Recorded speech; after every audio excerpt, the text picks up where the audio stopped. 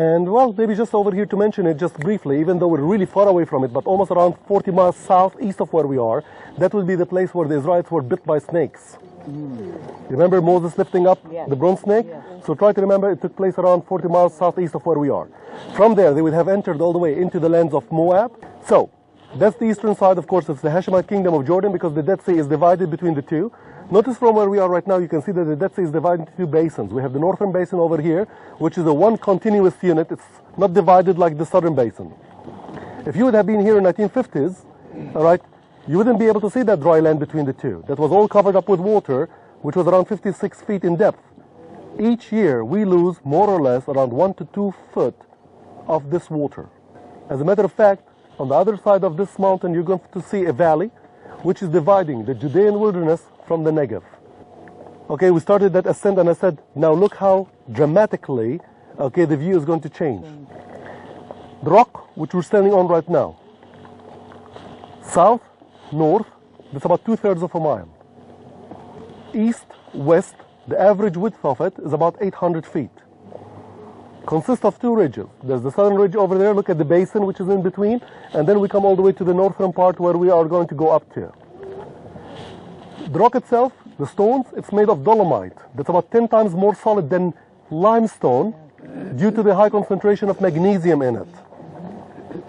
So try to imagine digging through this rock. Okay, it's not an easy task. However, the dirt which is covering it up, which is blowed from the wilderness, that's all chalk. A little bit of rain, this will become like plaster, and it will sustain water. Because Josephus Flavius tells us when Herod the Great left his family over at the fortress over here, they came under siege, and they remained under siege for 2 years. When Herod the Great came back later on, he found his family well, and when he asked them if there was any problems, they said, yes, water. So what happened? They said, well, miraculously we were saved. It started pouring rain, and the middle part of the fortress over here turned into a lake. Of course, we thought that usually Josephus is exaggerating with his description, but when archaeologists first came up over here in 1960s and started excavating, it did rain, and the middle part over here, the center part, was turned into a lake, and we still have some pictures of that.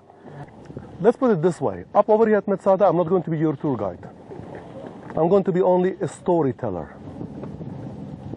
So you will not be hearing me saying, in my opinion, or I think so, or whatever. Here, I'm just going to tell you a story because it's a very interesting story. And Masada is not really about archaeology, it's more about the story. Beside me as a storyteller, you will have another guide. It's a guideline. And that's actually, if you are to look at the buildings, try to look at the black lines. Everything which is below it is original. Everything which is above it is a restoration of the original. I mean, usually if we use, let's say, new material, okay, we make sure it will be very clear to see. All right? Herod had two enemies. Nabateans, who lived over there on that side, the Arabs, the Egyptians.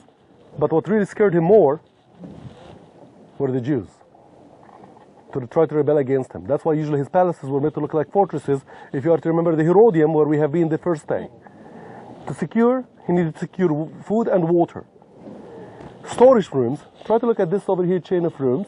There's 9 of them, plus 5 over here, that's 14. Each one of them 2 stories, that's around 28 rooms. For sure, there was sufficient food in here to last 963 people under siege for at least a period of 8 months. Because this is what we know about the zealots who took refuge over here. So food, that's the first thing you need to worry about. Later on, we'll take you through the storerooms and talk a little bit more about it. And the second thing that you need to worry about is water. On this side of the mountain, you've all walked the bridge. Underneath it, there was the aqueduct, and you've seen the opening, the cistern. 3 of these we have on that side, each one of them with a capacity of 2,450 metric cubits of water. We are right now standing within a Roman bathhouse. Tomorrow, we're going to go to Beit Shan. I'm going to show you a bathhouse over there. And that bathhouse over there will be at least 10 to 15 times larger than this one.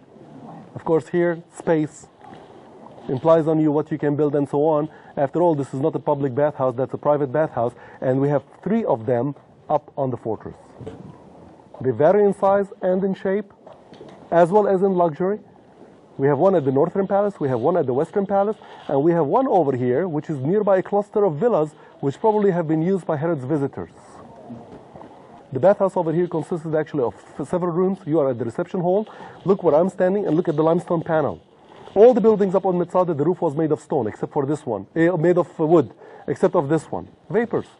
You cannot put wood over here. So that's why the roofs over here were made out of stone. That's why also to put it out of stone, you need to support it. And I'm standing right now on the bases of pillars, which would have went straight up, lining up all the way around, supporting up the roof, which would have stood over there. As we come into the reception hall, there actually is a basin, which usually we point to be the frigidarium. That's fridge, cold water. And we're going right now to walk all the way into the dressing room. Once we go in, notice right now there's going to be a basin on the left and a bench on the right side, and it's sitting on these tiles. That means a secondary work by the zealots. When you look at the mosaics, at the frescoes, you'll see two layers. One layer actually started falling apart. They remodeled it, they chiseled it, they put a new one, and added the fresco. So we're going first into the dressing room, and then from the dressing room, we'll walk into the jacuzzi room. Now, once you come all the way to the second room, the jacuzzi, to the right side, you will see the jacuzzi itself, the tub, and there's even a small niche for the TV. Okay, now, first of all, let's start by looking at the little pillars which you can see on the floor. Those, they were not visible. Here you have 201 of them. At Beichan, at a similar room, we have 2,000 of them. That gives you the size of it. Where are we? We're in the sauna, the suditarium as they called it. And these were not visible because if you are to look behind you at the back corner, you can see a restoration of the floor. So these tools would have actually supported the floor, but also they have functioned as conductors for heat. Look where I am right now. Look in that direction. Down below you can see two openings covered up with glass. We're going to go outside that wall later on, and there we're going to see the furnace. That's where water was heated, turned into steam. The steam flows through these two openings underground. These tools work as conductors of heat, heating up the floor. You come in, you sit on the floor or on a bench, you pour the water and splash. What do you have? Steam. It's like a Turkish bathhouse. Steam. Of course, you need to go on and keep the heat within the building. That's why you need an insulating system. Try to look at the mud bricks which are in the corner there. That's a restoration of the original. You can see that these mud bricks were vacuum. That's actually the insulation system. Of course, they were not visible because they were plastered from outside. The steam goes all the way toward the ceiling later on. And notice that the ceiling is vaulted. Water recycled. As it cools down, the water will be recollected and then heated once again. Because water is scarce, you have to go on and well use it. So recirculation or recycling of water would have been very important. As you come over here and you pour up the water, steam, you sit down with hooks at hand, which they called strigless, to clean up your skin as you're sweating. The steam which was underground was led all the way through pipes to the jacuzzi. When you're sitting in that water, you can unplug it, heat up the water to make it lukewarm, what they call calidarium, what they call tepidarium, tepid, and you can heat it more and make it into a hot one called the calidarium.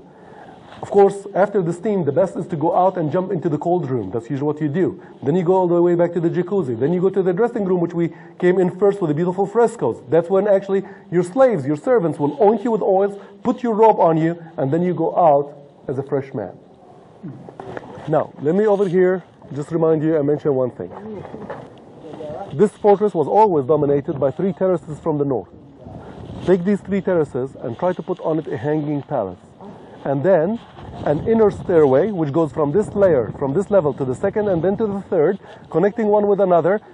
Of course, it's a stairway, spiral stairway, closed up, plastered with a cream color, you know, the same color of the rock. From a distance, it's a hidden passageway. You cannot really tell how they connected from one to another. Of course, we don't really know how each part of this building functioned. One thing for sure, you're on a balcony. And look at the view. Just think to come over here with a full moon. You know, sometimes we actually take tours when we have full moon, for a walking tour amid these formations. It feels as if you're walking on the moon, lit by another moon. But think of Herod the Great coming over here. Some of his mistresses, definitely not the wives. He built another palace for them over there. All right, and just enjoying up the view which have been over here. 2 rooms on the rock, bedroom. A beautiful fountain in the middle, like an aisle, probably topped with a cone-shaped dome, a cylindrical structure, and there you can think of 2 belly dancers, or maybe more. As for the lower one, that's where he had the bathhouse consisting of 2 rooms, the cold and the hot, that's all. His bedroom, a beautiful colonnaded garden. The best and the most preserved frescoes found on the fortress were found at the lower level. 66 AD, Rome needed money. More money. So, money is an issue. That's where it was needed, so they went on to rob the temple in 66 AD, and that's it. It's a time bomb. Boom. That's the straw which broke the camel back, we say. And the whole country is on the revolt. People had enough of it, that's it. Rome thought at the beginning it's just some demonstrations here and there.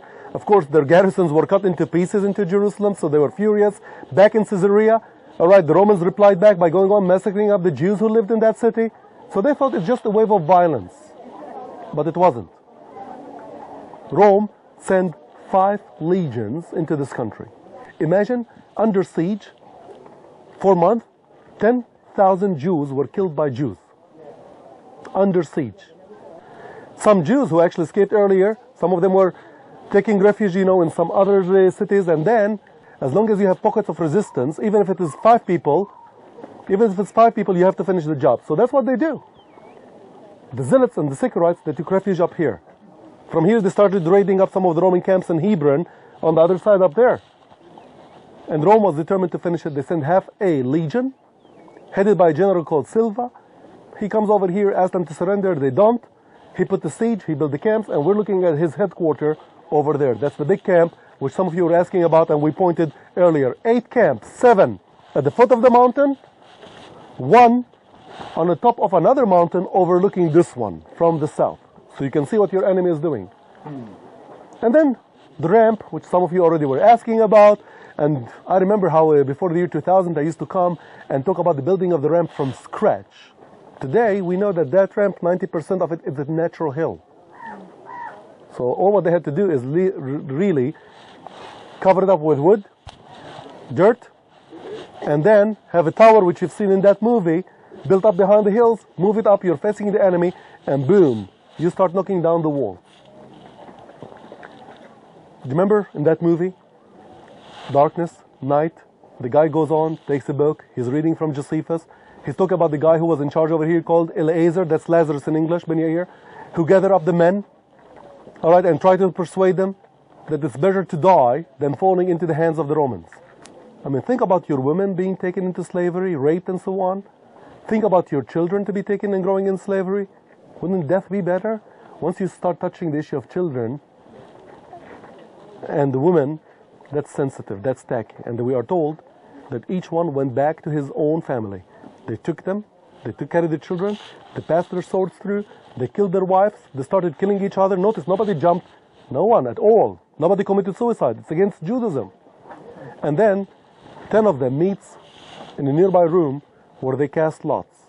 One of them is selected, he takes his dagger or his sword, he kills his other comrades, and only one of them, the last of them, commits suicide. And as a result of that, the whole picture over here changed. Masada is not Herod the Great. Masada, it's a symbol, it's a story. It's about these people who over here committed suicide or killed each other.